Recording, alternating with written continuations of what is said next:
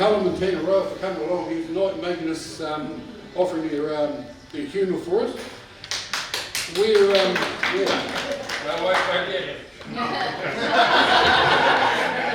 Thanks for starting the clap. Oh, so you're not a front row hit, you're going to take the next row down. Yeah, seen you before. So what we're doing this for is we're raising funds for an operational response vehicle for a second turnout vehicle. The main reason for that is we're dealing with a lot of code purple medical calls where our patients are not responsive. So they're not breathing and we've got to get there quick.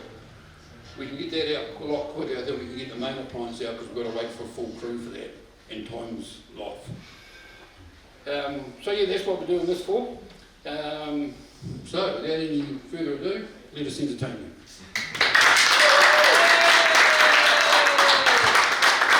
Alright guys, thank you for coming out. It's great to see so many familiar faces that have seen the show before or see it later. Thank you. You'll be able to, hopefully you guys can give me the best feedback on the thing because you've seen it so many bloody times.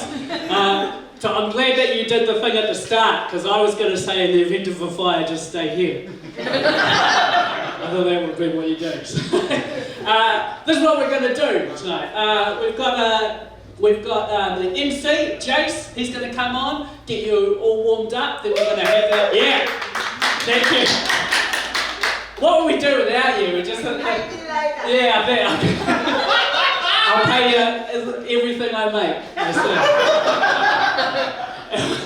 Gonna have him, and then he's gonna bring on T, our middle act, and yeah. Then we're gonna take a break, and you can buy some piss, you can give some money to the charity, all of that, and then I'm gonna come on, and I'm gonna do my show about 40 to 50 minutes. Most of it's sort of locked in. There's a few new bits, and you'll probably be able to tell.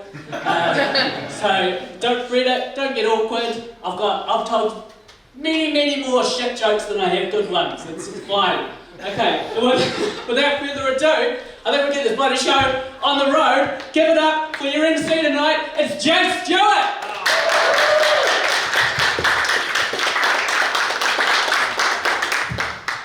Whoa, what an intro. How are we doing? Fuck yes, it's Friday. We all made it to the end of the week. Is everybody happy about that? How happy are you about that? That's awesome. Hey, have we got any couples in tonight? Any couples? Yeah. No. Oh yeah, nice. Yeah. How long you guys been together? A year. That's awesome. Anybody else? I think I saw a hand over here. No? Yeah. No. Okay. You're going to have to answer on behalf then, Dylan, because Yep. Let's go. Sounds like me and my wife. Yep. Oh wow. Yeah. Just like doing crowd work, relationships take a lot of patience, don't they? Don't they? I mean, I've been with my partner for 3.5 years now, and hey, fuck it, round of applause for the patience that she gives me.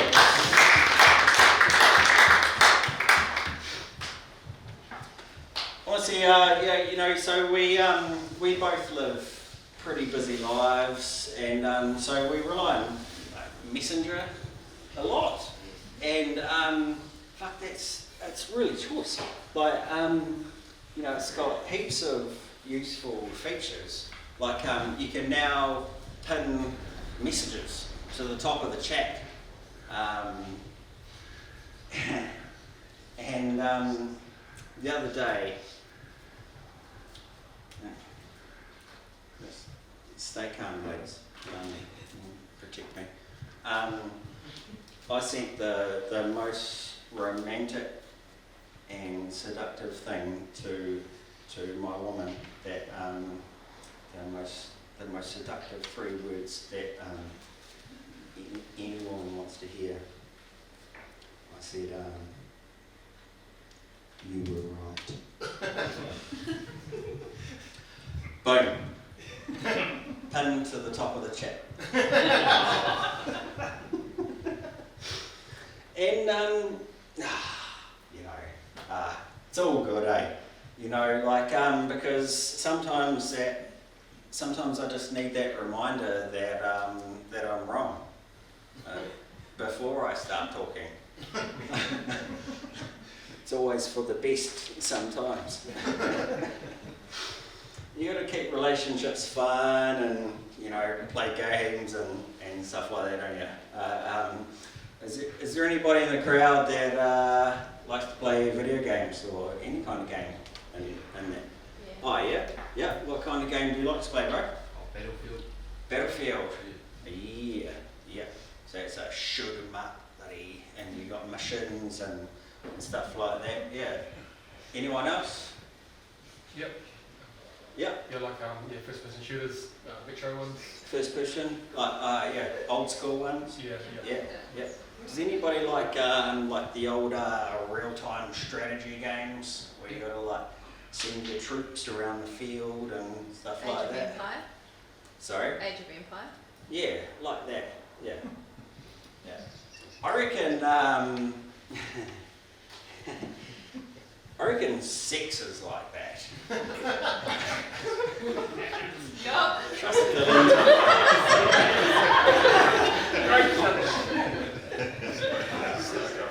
No, it really is. It is. And bear with me before you talk amongst yourselves. Because you start with the main mission, right? You start with the main mission, and you got a bunch of side quests, and obviously as the bloke, it's like, let's not come before she does. I was going to say ejaculate, but sometimes that can be a bit of a mouthful. So,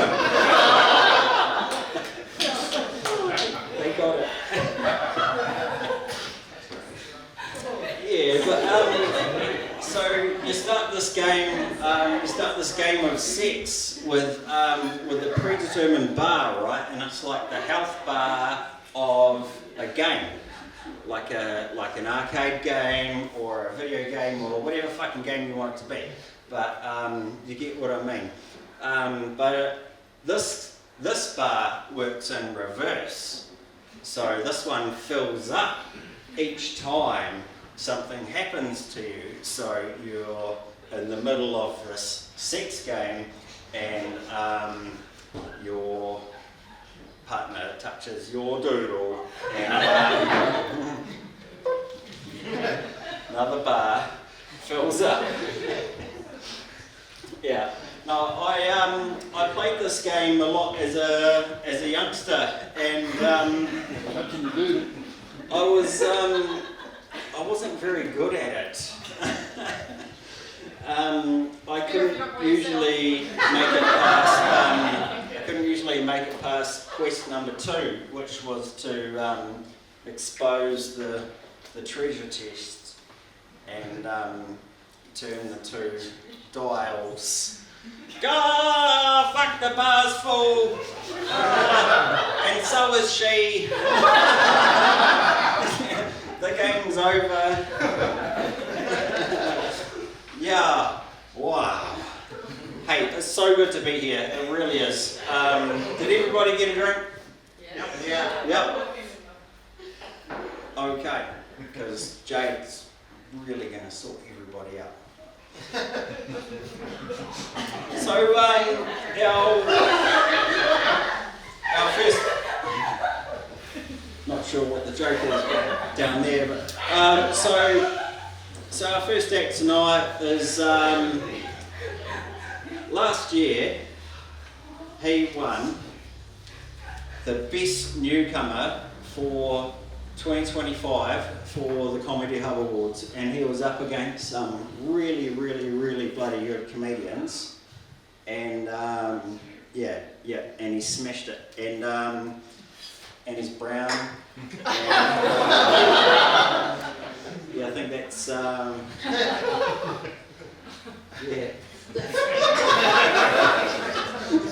Yeah, that's about it. Yo, so it's Taungaroa!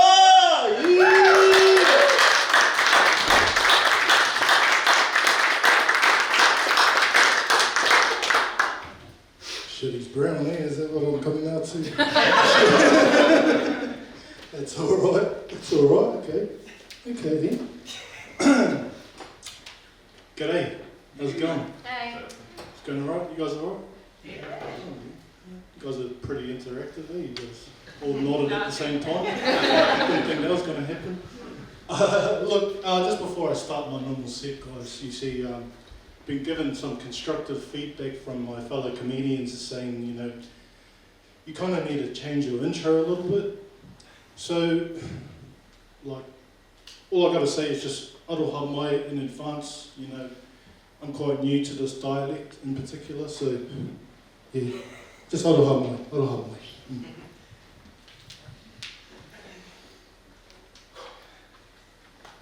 Wa kia ora tātou katawa, ka Taungaroa, tūkina ki wai, mo kia Taungaroa hai. Ko Ngāti Kahanini and Ngāti Parau tōka iwi. He nui he fire station or Bunnythorpe. Whakahua fire station nei, pretty nice.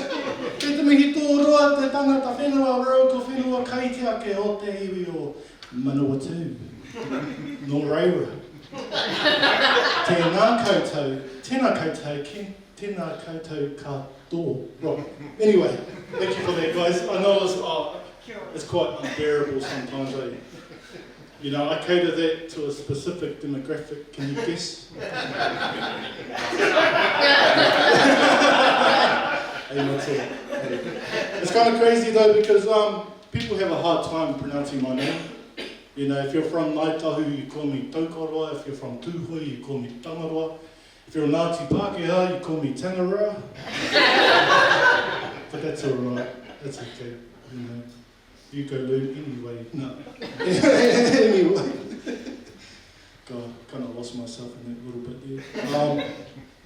Yeah, I've made it even easier for you guys, eh? I've made it even easier for you guys. You can just call me T. And after getting to know the specific personality that I choose to show you, you can add on to that. You know, most popular so far is Big T.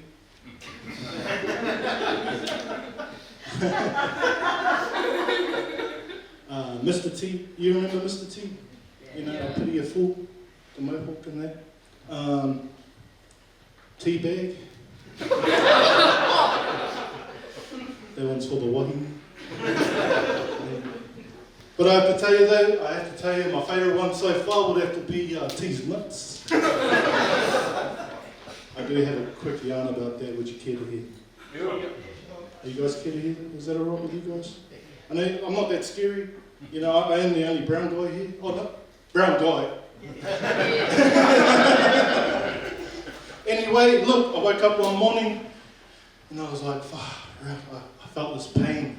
I had pain in my lower region. You know, so what I do, I call my boss straight away. I know, I didn't even tell the missus. I just call my boss. Hey, you like that? Hard working man I am, you know what I mean? But yeah, I called the boss. I told him, hey, look, I won't be making it in today. You know, my balls are throbbing, eh? And he was like, oh, T. Didn't need to hear that first thing in the morning. It's a bit TMI for me. Hey, I was like, no, not you, bro, me. Oh, you didn't get that one. Yeah. Because you're all white as fuck. Anyway, so what I do next? Oh yeah, I called the doctors. Came early. And then went down to the doctors. Had to finish, you know. Went down and thank God it was a woman, eh? Not that I have a preference against male doctors. I just have a preference on who touches my roho, eh?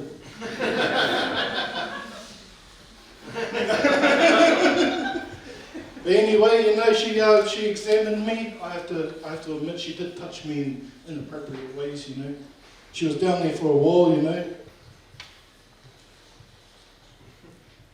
I was like, oh, what are you doing? You're playing with your food, are you?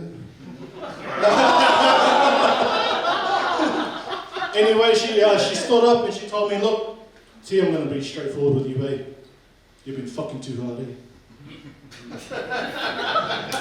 You know, my self-confidence went up. I was like, God, I didn't have to say that. Little did she know, though, it was a self-inflicted wound. But anyway, she sent me away to get an x-ray, just to be safe. I went there and I was like, fuck, I got 2 waiting there in one day. And got a bloke named Dave.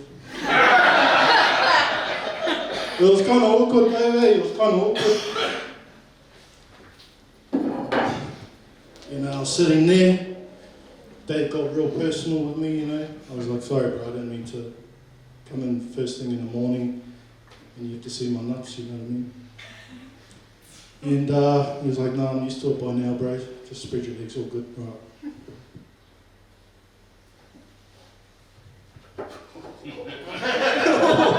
Anyway, me and David are still in contact. What am I doing with this? Hey guys, look, thank you so much for coming out. You know, Bunnythorpe Volunteer Fire Brigade, so, you know, these guys are volunteers, you know what I mean? So it's an awesome co-op, I'm glad to be a part of it. But yeah, thanks guys, my name's Tim.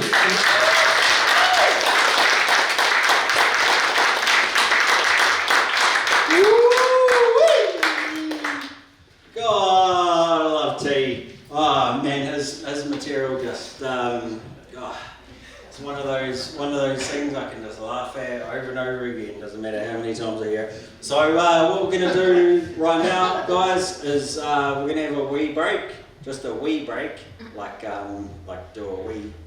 No, a little bit longer than that. I don't know how long the wees take.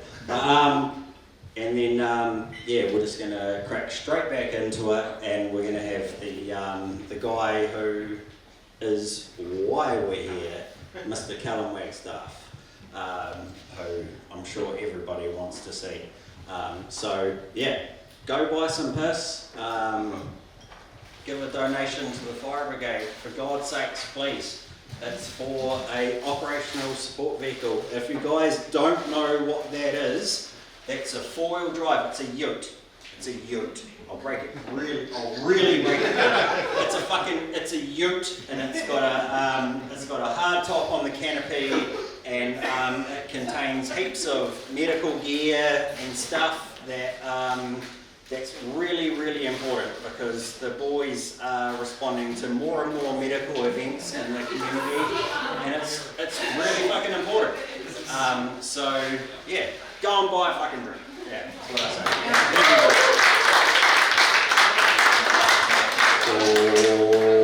Alright.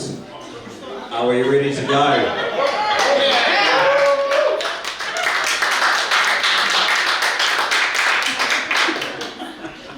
What a great bunch of seals you are. Sorry, that was rude. Yeah, this is my second time being an MC, and the first one was also with Callum, and yeah, like Clint said, yeah, it was shit. I don't know if who cares, but yeah. It's really good to get out in front of a good audience and see some smiling faces. Yeah, more than a smile, just a smile. Yeah, no. I'm not going to be too mean to anybody. What I'm going to do is start talking about our main event, who a lot of people don't really know what this show is all about, and it's been important to me to really point that out, because like we went on the radio the other day and I did the podcast with Dylan, and it's been like, this isn't my fucking show. Like, I'm not the star, you know. no one's really the star. Callum, fuck. Callum's not even the fucking star. It's a work in progress show, right? So we're just, it started from Callum was just wanting to put some stuff together, and he said to the rest of the comedy people in the Minnow 2 and Palmy, like, hey, anyone got a venue? I was like, yes, I've got a venue. And then I didn't have a venue. And now I've got a venue. Yeah. So thank you guys so much. I want to thank the Bunnythorpe Fire Brigade. You. Your name is Robin. Yeah. You wear the big red fireman's helmet, don't you? No. Someone else does. Oh. Yeah, it's all good, man. They don't like penises at all.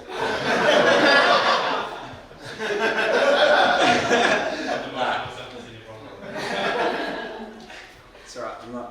Yeah. Oh, alright. So, yeah, tonight's main act, the one that everybody came here to see. He's working on some stuff, and he's trying to figure out how to be a better human being. I'm guessing he's hiding around the corner here somewhere or something like that. Where is he? Anyway, he is he's honestly won more awards than I can be fucked even reading. Yeah, he's an absolute legend of New Zealand comedy, but more recently, in my experience of getting into comedy and getting to know him, he's just an absolute fucking legend, and he's always ready to help and give advice and yeah, blah blah blah blah blah. Anyway, here you go.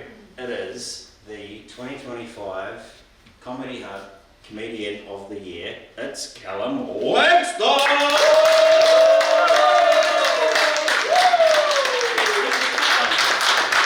Give it up for Jase!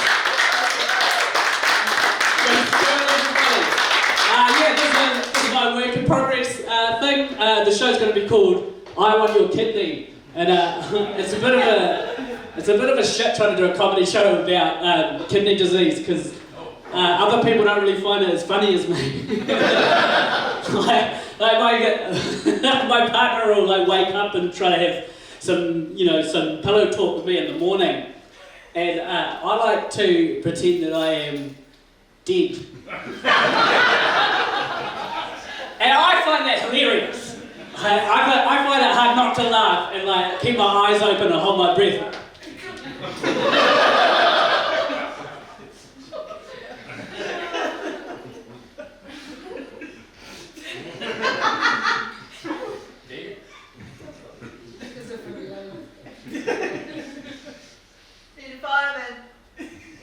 It's really hard to do for a long time. It's hard. Oh, I shouldn't do that long. Does it? Alright, that's coming out of the show. It's hard to do for a long time. Shit! I got nothing but respect for dead people's commitment. Oh no. But my partner Liana, she doesn't like it when I do that. Because she takes my death more seriously. And so she'll shake me and then hold my nose and then slap me in the face. And the longer that I can hold still, the more that she will escalate. And so far, the highest level that I've gotten to is finger in the bum. Not even the gooch. No, gooch is level 6. Finger in the bum's level 8. Yeah, I love it. I've trained myself to hold perfectly still through all the pain. Level 4, the nipple twisting. Level 7, the testicular torsion. Level 7.5, reverse testicular torsion. All the way to the nice, that gold. It's not because it feels good, right, though, because she does it quite aggressively. She's pissed at me, right? That's not the reason I like it. I love it because I love the idea that one day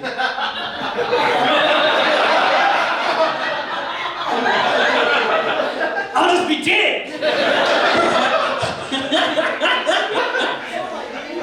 I know. Some of you find that funnier than others, and I like that joke because it shows me who my people are.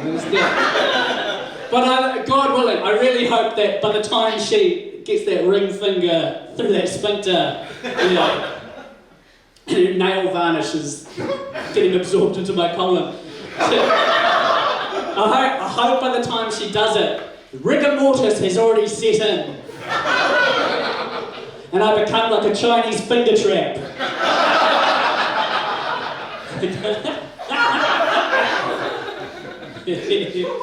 And she's got to like pull me. To like get her phone and call 111. Call up these guys and say, pull my finger! And the Bunnythorpe Fire Brigade will have to come out to our house and cut my bum off. But the flaps won't come off. It'll be like a terrible engagement ring. And then she'll turn around and I'll be on one knee. And the fire people will start singing Shania Twain's From This Moment. That's how I'm going to do it. I'm really obsessed with thinking of ways that I can prank the people I love in traumatising fashions after I'm dead. Some people don't really like to think about their death, and I like to practice it. I don't know, I'm just kind of obsessed with it. And I've had conversations with her about this. I'm like, hey, when I die, can you please spring load my coffin? Because I want, when my family and friends come to give me their last respects, I want to go like that, and all the viscera, like a police team. I told her because I need her to stand next to me so that she can reload me after every person. And also when they come up and they're like, oh, why does he look like that? She can go, this is what he wanted. I mean, what he really wanted was to be an organ donor, but all they would take was his skin.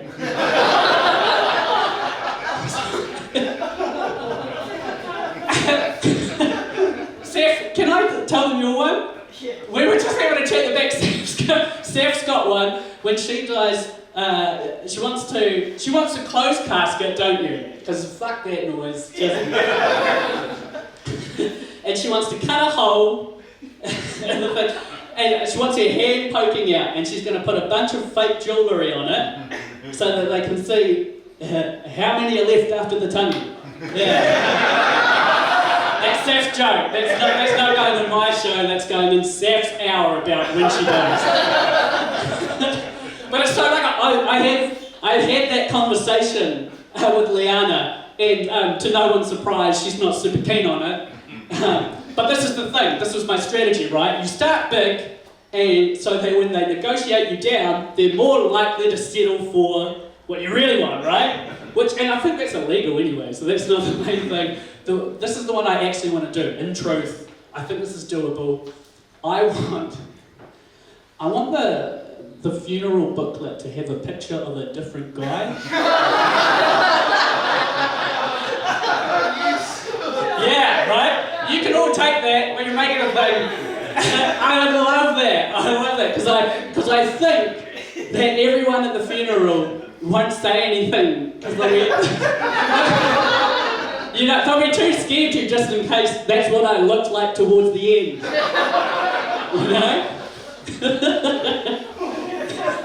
And it's just going to be,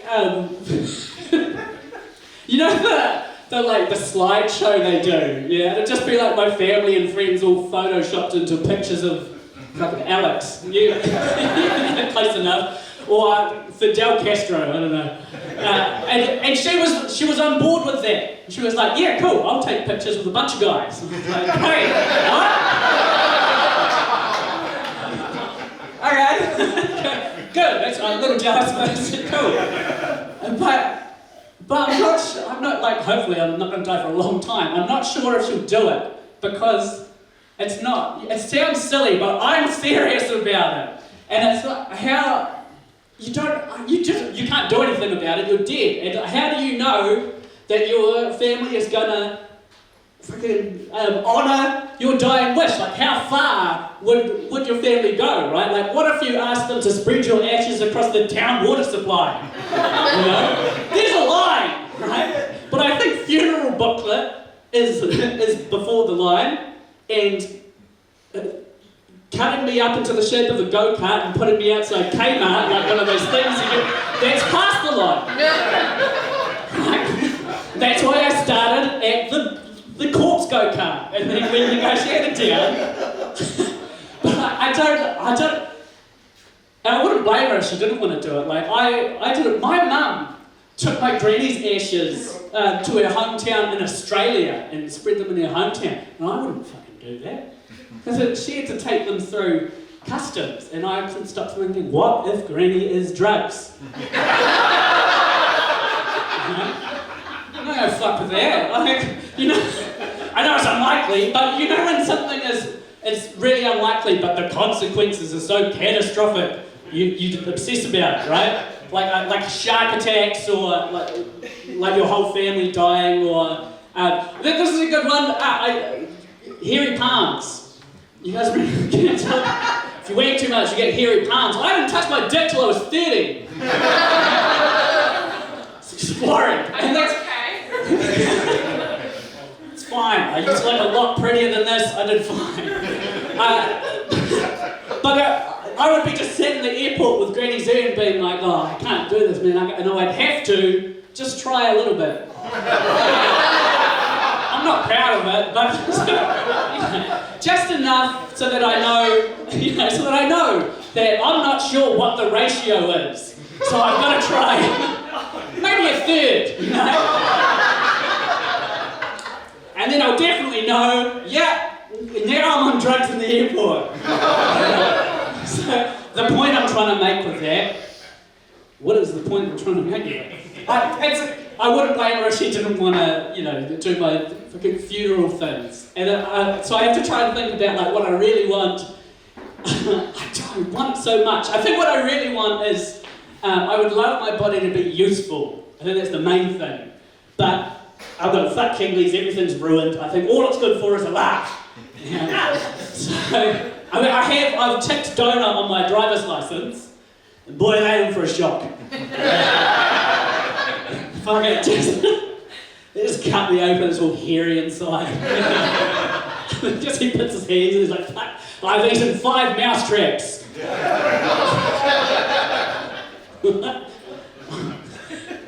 I don't know why I said that. I like it though, I like that one. And I bet too the doctor won't want to look stupid, so he'll be like, yeah, I've seen this before. And then it'll be disappointment, they'll be going and grabbing organs, let's fuck. Disappointment after disappointment, just digging right down into the bowels of me until they go, oh, what's this? A finger.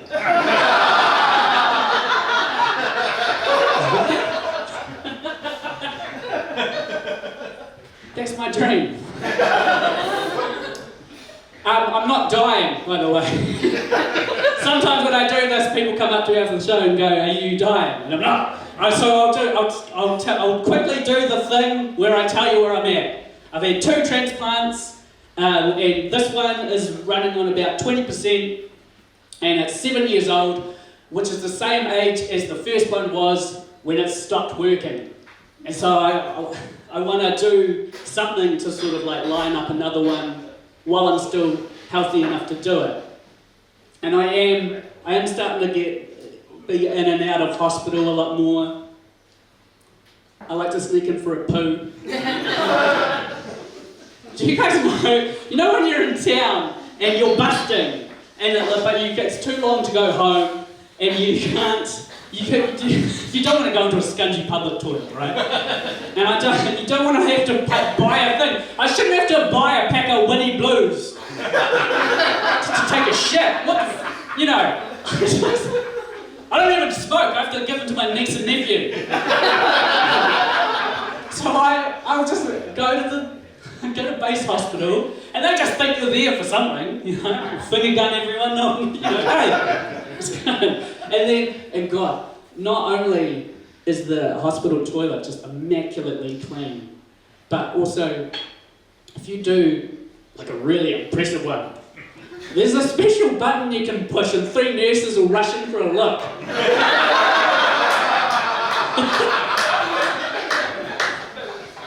What have you done to the sink?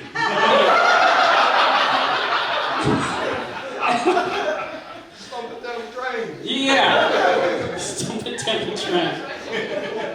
That drain's probably seen some heartache, hasn't it? I don't know how this is supposed to convince you to give me a kidney. Over my life, I've been to so many hospitals in New Zealand, and some of them are good, and some of them are bad. Does Bunnythorpe have a hospital, or do you just have like a Dr. Quinn medicine one? I suppose you just go to Palmy, right? Yeah. No, Google. Dr. Google, yeah. Where everything's cancer! It's great! You should probably have a better survival rate doing Google than Palmy hospitals over here. Pretty bad. Still good enough for me to get free board when I'm doing my tour. That'll be it. If I play my cards right, I'll get a UTI tonight. I can sleep somewhere. But I've been to a lot of hospitals. Probably the weirdest hospital that I've ever been to is Starship Children's Hospital. Yeah. She knows about it. This was as a child. Another thing that sometimes happens at the end of the show is people come up to me and say, for the first half of that show, I thought you were a grown adult man with a beard and Starship. And I'm not. I was 10 to 14, that was when I was in there a lot. But fuck, Starship, it's like another world. Starship's like Rainbow's End. It's like a theme park that was cool in the 80s. It's like, because all the colours are fading. But when you first walk in there, and you walk up and you look over the things out, and they've got this massive atrium, and it's got like a playground and pinball machines, and it's got a radio station that's run by the kids. And it beams into every room in the hospital, and they'll play songs like Bad Medicine and Dr. Feelgood and shit, But they never took my request for Fuck the Pain Away. It's like you guys know that scene in Willy Wonka when they come into the factory and the waterfall and shit and all the colourful stuff is there? Yeah. It's like that, because all of the walls are so colourful and it's covered in cartoon posters and stuff. I guess to make it less scary for the kids. But half the time, you were all hopped up on pain meds, so it becomes like the horrible boat ride from Willy Wonka. Like you're getting wheeled out of surgery and there's just lights going over there, you look at, oh shit, it's the Brontosaurus trying to teach me maths! And I always sit in your little room, the stupid curtains, you know how curtains billow. Don't watch that on Laughing Gas, that's frightening. The Simpsons curtains suddenly look like it's 1,000 little jaundiced children trying to steal my liver. It freaks me out, man. And the whole time, this entire time, there's disembodied children's voices coming out of the walls. It's not always a great place. In fact, often it's not. They've got a different machine in every room for disfiguring children. Yeah, I know. Hey, don't worry. This Starship is not a horror house. They're not sucking children up tubes. At Starship, the tube gets sucked up you. They used to have a McDonald's in Starship. Do you guys know this? Yeah, you seem to know a lot about Starship. Do you own it? Oh, Oh, good, because if you did, I had a few words. Like, what the fuck? If you're high on drugs, there's the munchies.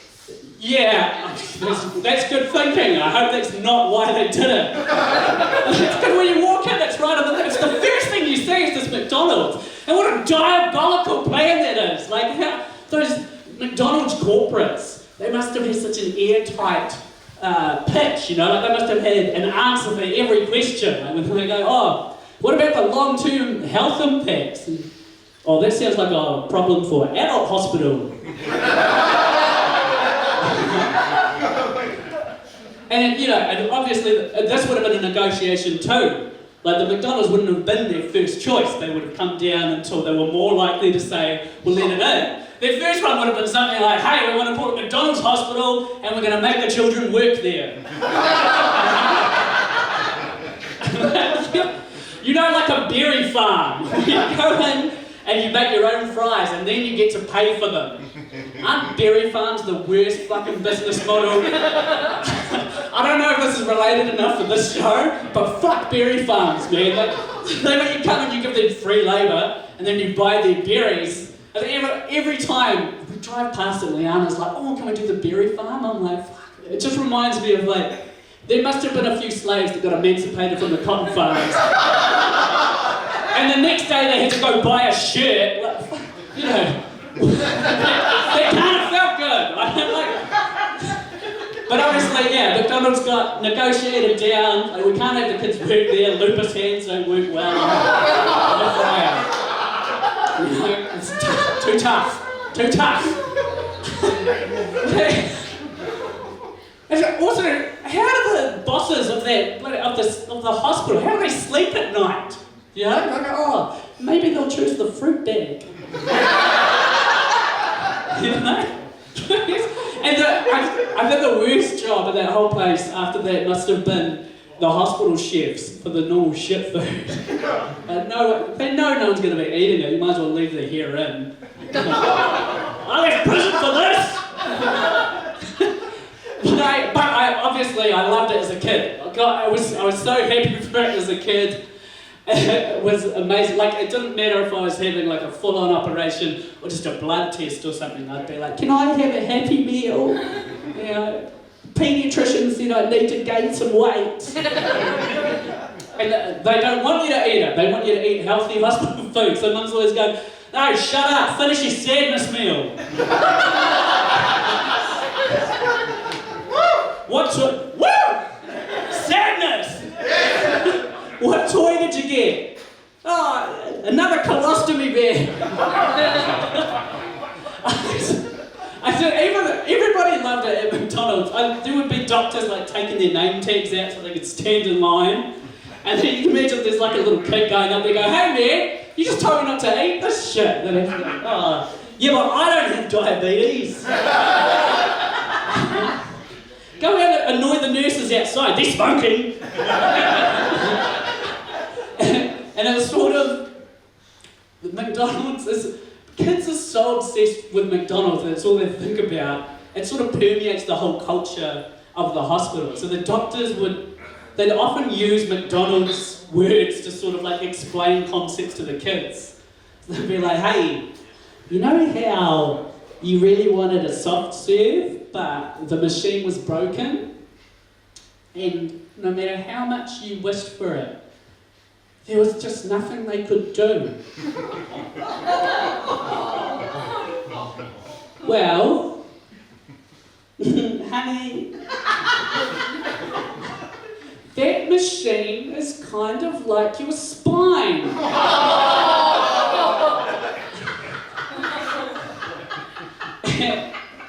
This is what... Oh, it's Purple Lady, you are my favourite audience member. Don't start clickbait.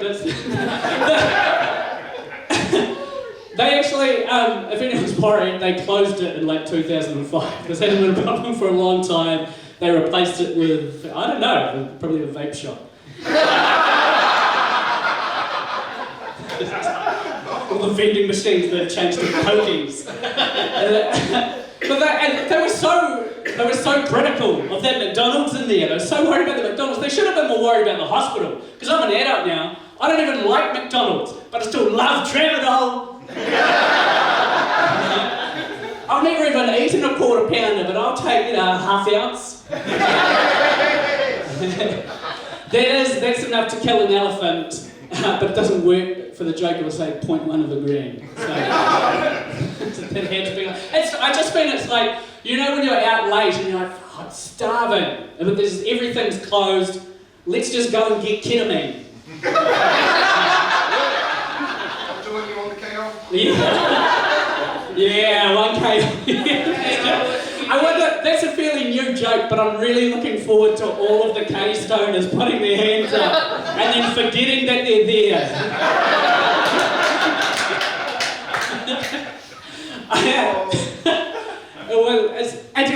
It's this weird thing, man, where McDonald's, to be fair to them, they did the Ronald McDonald House where the parents can stay.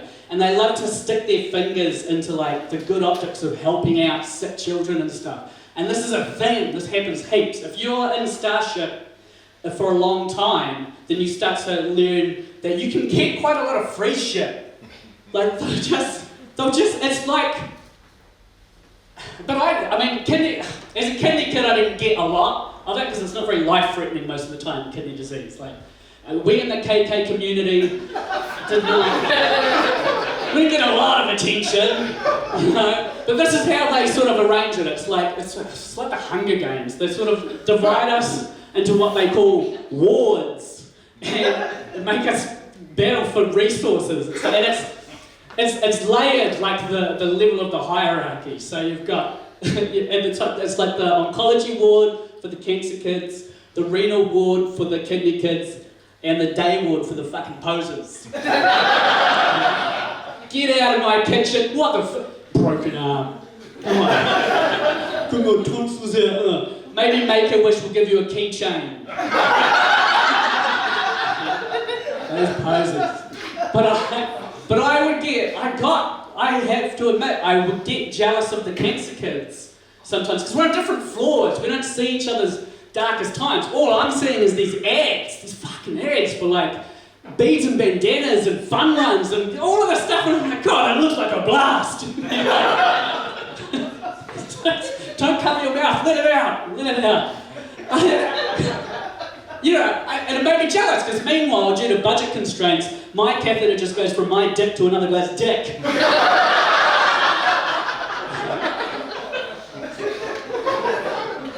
I mean, to be fair, we got kidney camp every year, which kidney camp is like, they take a bunch of kidney kids, and it's a camp with there's nurses on hand, so it's for like kids who maybe are too sick to go to a normal school camp, or like are a little bit vulnerable or something, so they'll take about 40 of those kids, and they'll take them to Auckland, and they'll go like, kick them off the Auckland Harbour Bridge, you know, and like put them in a big plastic thing full of water and roll them down a hill. They'll do all of this shit. I think the New Zealand adventure tourism industry in the off-season is being held up completely by our vulnerable tamariki. And I don't know if it's okay, I'm ambivalent about that. But it was so intense. It was crazily intense. Like they made us like drive boats and get lost in whitewater rapids and abseiling and claybird shooting and archery. It started to feel like they were secretly training a militia of great children.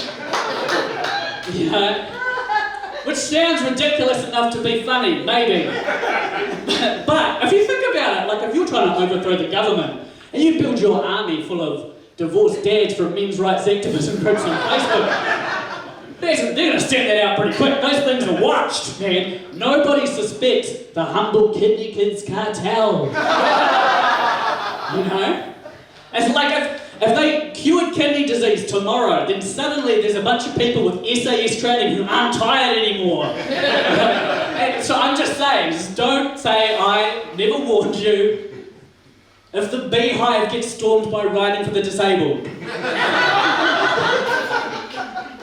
It was intense.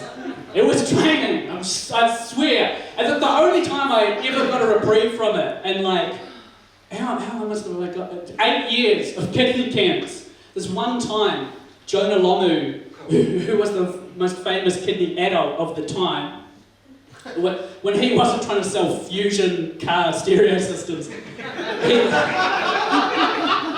he would come down to the beach and he'd chuck the ball around with us. But I don't give a fuck about rugby. I don't care. So I got to just kind of sit under a tree, have a bit of a rest. But I kind of sulk. You know, I'd be like, oh, why can't Reece Darby get kidney disease? Mention that!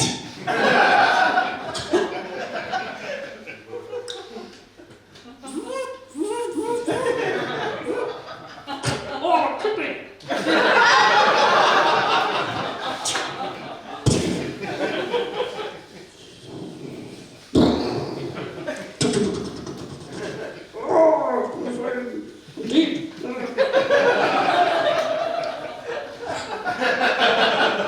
It's Reece Darby with kidney disease. It's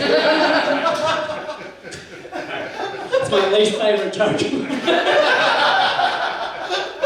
I turned it for a friend. I guess, I suppose it's a net good, like, they want to get a bunch of kids together who have, like, similar experiences, that can meet other people like them. But I don't want to meet other kids with kidney problems. I want to meet people with kidneys. Sold for a bag. Was that? I sold all the kidneys for a bag. Oh yeah. Are you this? Did you have something else out before? Nah. No. You are a cool customer. I've never asked anybody for a kidney before. Why not?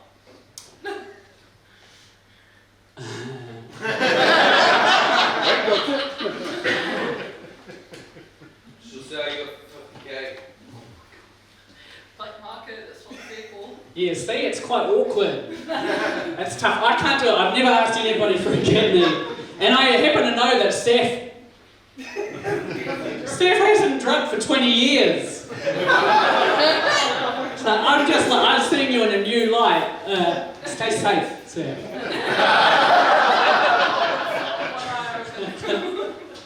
I don't know. I haven't quite figured out why I can't ask. I guess it's like a bit of rejection. I used to get offered all the time when I was young and pretty, but you know, in my early 20s. But they were always from drunk people. And like honestly, if I had a kidney for every time a drunk person offered me a kidney, I would look disgusting. Yeah, just the. You know, like when a pregnant cat's just had its kittens and it's like the belly's like that, you know, like a utility belt of meat. Yeah, I still don't think you're picturing it enough. I don't think I'm going to get across. You know, like, there wouldn't be enough room in my belly. They would have to glue them to me. You know, no face, just a wrinkly sack of piss. You know, like a tooth fairy if there was one for every body part. You know, like, do you know, what are those, those German fairy tales, like Brothers Grimm, you know, those fairy tales where like, you're not sure what the moral's supposed to be, you know, they're like, the little Frau drank too much lager and went to bed without brushing her hair, you know, and that evening, das Kinderferien crawled into her room.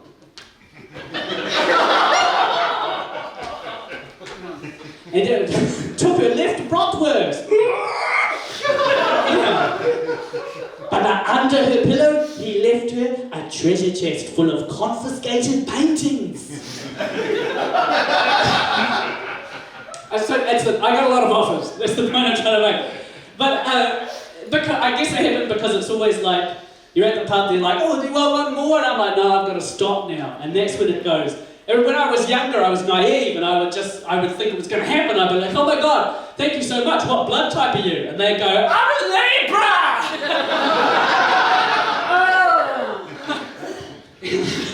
And drunk people always do that thing where they like they've heard one word from the sentence you said, and they just go on a tangent with that. They'll be like, I have 2 kidneys and they're my world. They will always come first. I need a real man to step up and look after my kidneys. And if you can't handle that, you should just swipe on. I used to have to try and think of casual ways to ask people their blood types on dates. This was like later in my 20s when I'm starting to think about finding a long-term host. Because you can't just be like, what's your favourite kind of blood? You know? Let's split the bill. You got to be clever about it. You got, like make conversation and shit. Like, let's use the lectern of the day. That's cute. And you're gonna be like, have you travelled much? How about Europe between 1980 and 96? No? Baby, me too, that's cool. To my type? Positive? No, negative. I was supposed to say negative. My blood type's so negative. They'll fuck that up. I don't know. Do you have a lot of unprotected anal sex? No reason. Just love anal sex. It's delicious, thank you. And I always thought that the best question to ask was, do you give blood? Because I figured they'll probably know their blood type and they're already inclined to give of themselves, But then I met my partner's brother, and he gives blood because it helps him get drunk easier. So he'll like go in, get a free cookie, go out, sing half a box of Dobros, go have a night on the town, still a night out, grab a kebab on the way home, fall off his e-scooter, end up in ED where they give him his blood back.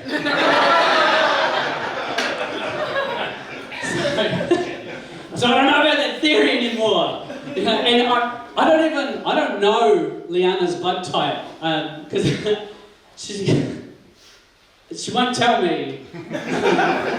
Like, she'll go like, what's your blood type? And I go, I'm not doing that. You'll just go, no, it's different. Like, I'm not asking her to give me a kidney. I'm just asking her to get her license. And to drive a little more recklessly. I had an ex-girlfriend who donated a kidney a while after we broke up. Yeah, I know, I was so close every time. I can't be mad though, it was to a little Australian boy. She gave it to him through the NZ Oz paired kidney exchange, which is another lovely thing people do where they can match up more people. But I can't help but think, like, what does he have that I don't have? Other than her kidney. I just got to stick hard.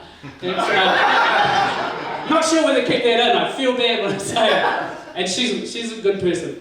Too good.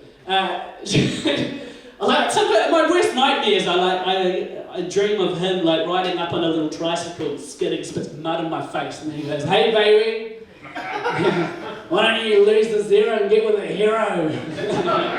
And she climbs on his trike behind him, and they sort of ride up to the sunset. I wake up and sweating bullets. Some girlfriend's pretending to be dead. And I can't even ask friends. If you're my friend and I know your blood type, you'll know I know your blood type because our hugs will start to feel different.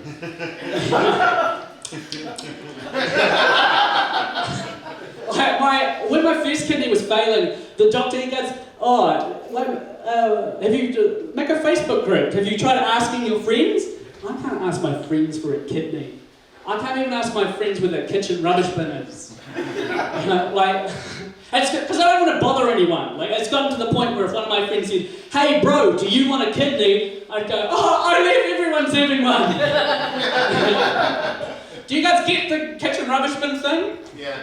It's like, you're in the lounge, everyone's having fun, you don't want to be You don't want to annoy anyone, so you go, I'll find it. You open a cabinet, there's nothing, it's not there, it's not there. But you don't want to bother anyone. You open the one under the sink, there's just 6 cans of fly spray.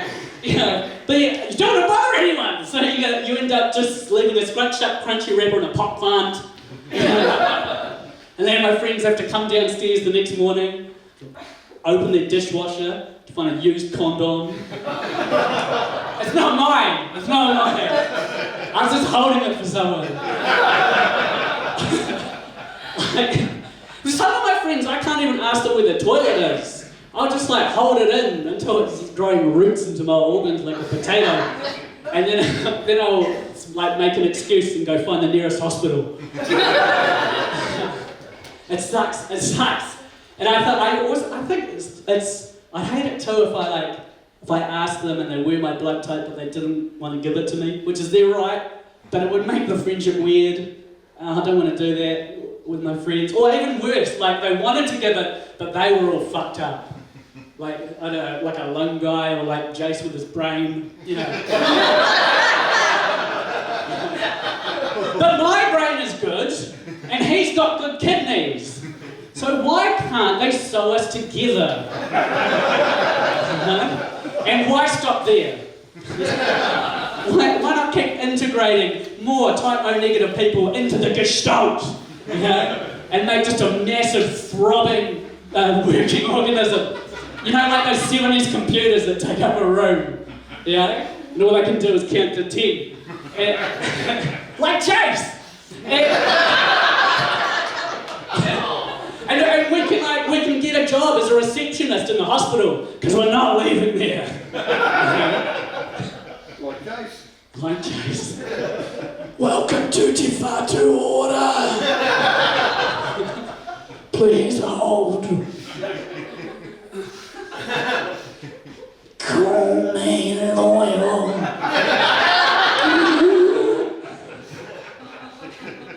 I'll stay loyal.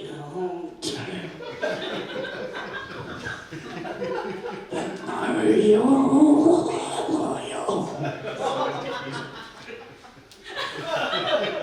That one's dead.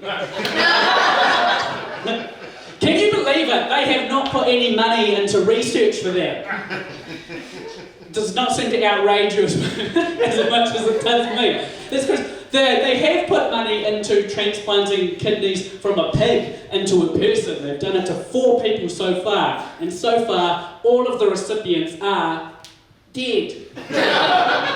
I don't know why they do it. I feel like it's got less to do with helping people and more about they just fucking hate pigs. I feel like they should have started off with something simpler, like the nipples. I feel like you can live a perfectly comfortable and productive life with 12 teeth sewn to your belly, you know? Can't you just imagine doing the dishes and like scraping up sets 6 and 7 just against the cat? Okay.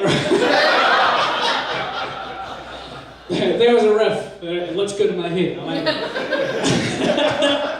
Well, I don't want a picnic. It's kind of gross.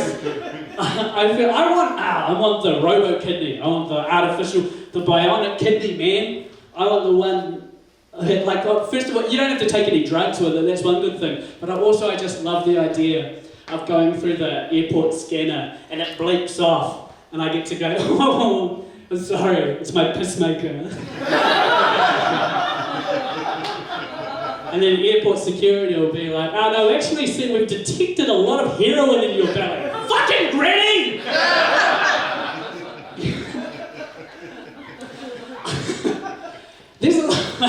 There's a lot of, I gotta figure this out. There's a lot of corporations. What am I trying to say? Money goes in, it doesn't come out. I got so many things when I was little. Like I went to America when I was 12, just for being sick. And like we had to run a mufti day at school for that. Like kids with way less than me were giving me $1 to go to Disney World. And it feels kind of fucked. It's pretty ambivalent. When I was 16, they somehow had all this charity money to take a bunch of us to Switzerland for skiing. And that feels weird looking back. And then that same year, later that year, my kidney had a massive rejection episode because they moved me to a cheaper drug, which I don't know what to make of it, because the trips were cool, and you can't expect a kid not to say yes to that. And but now I'm getting old and I want a kidney, and I'm not as cute as I was. I don't know what to do. And I've already used up my Make-A-Wish. I am a grown-up Make-A-Wish child.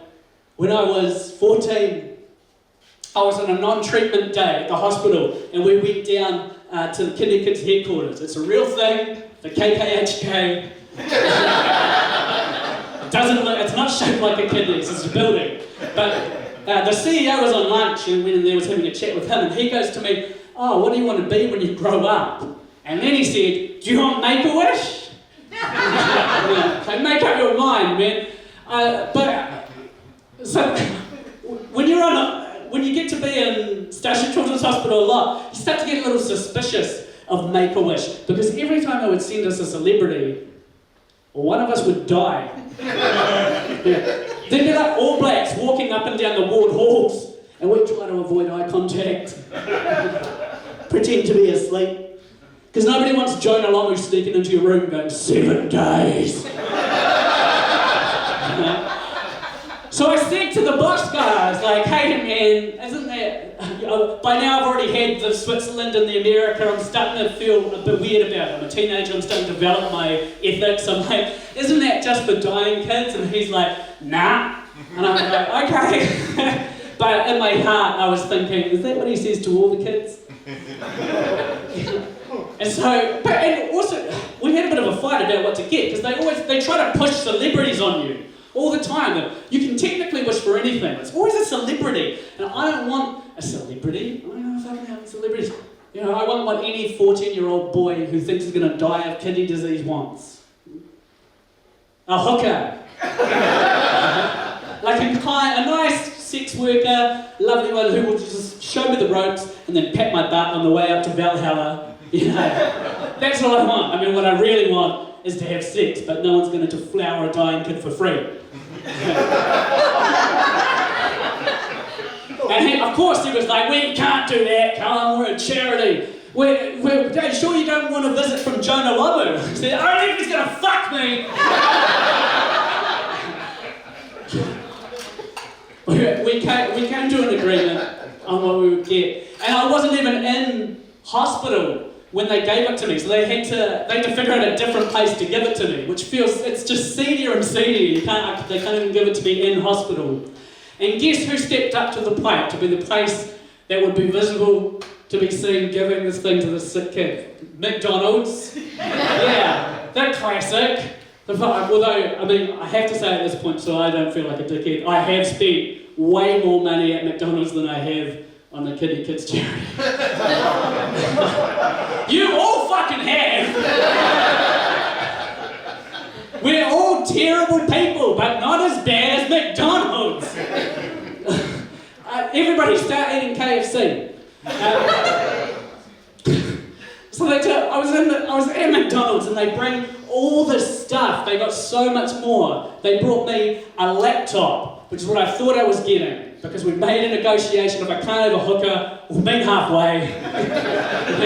And they spent so much money. They got a laptop, a printer, it had Photoshop and Microsoft Office, so that I could write a strongly worded letter and print it out and send it to the sex company with diagrams, what I want, like a Santa letter. But they brought all the news people in. Well, it was a whole big thing. It was very public. And the fucking photographer lady, she goes to me, "Smile," and I'm like, "What?" And she goes, "No, come on, look at this. Give us a real smile." And she goes, "No, come on. Give us something else." And I got shitty with her, so I sort of took the piss and I did like a... And of course, the next day, page 1 on the fucking Daily News, under the headline, "Special gift for a special boy."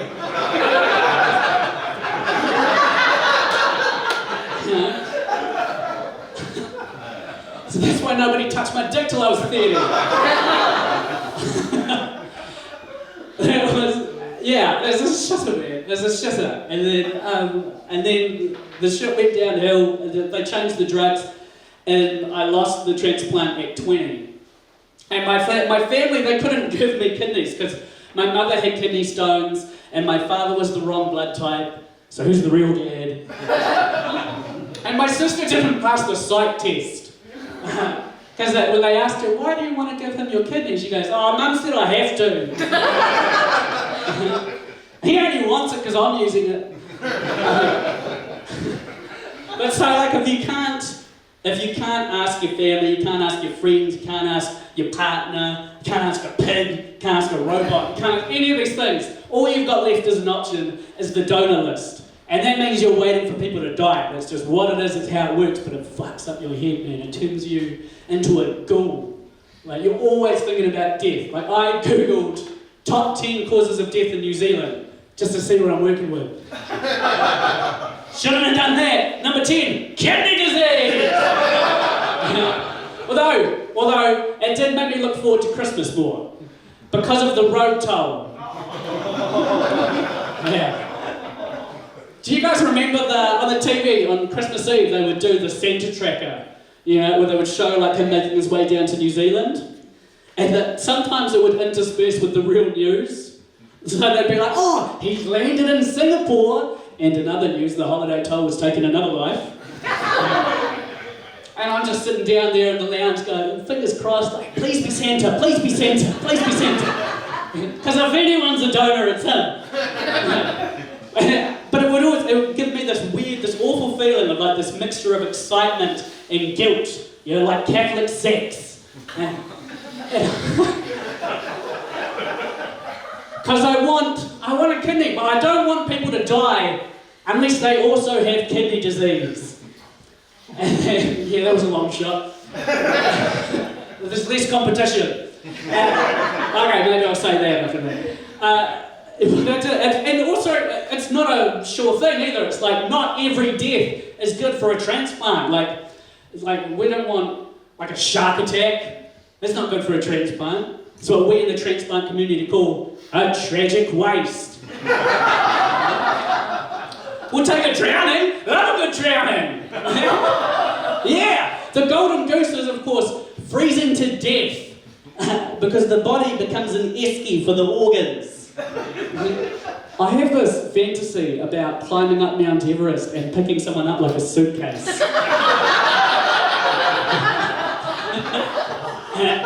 I would have been licking my lips if I was around for the Titanic. But in New Zealand, even if you've ticked donor on your license, your family, they have the option to veto that decision. And in their grief, many families do. So New Zealand's got a real low donor rate. So I want you to have a talk with your whānau and have a chat in the drive home and all of that. And what I really want is your kidney. But guys, failing that, just do me a personal solid and drive a little more recklessly. I'm Callum Wagstaff, thank you so much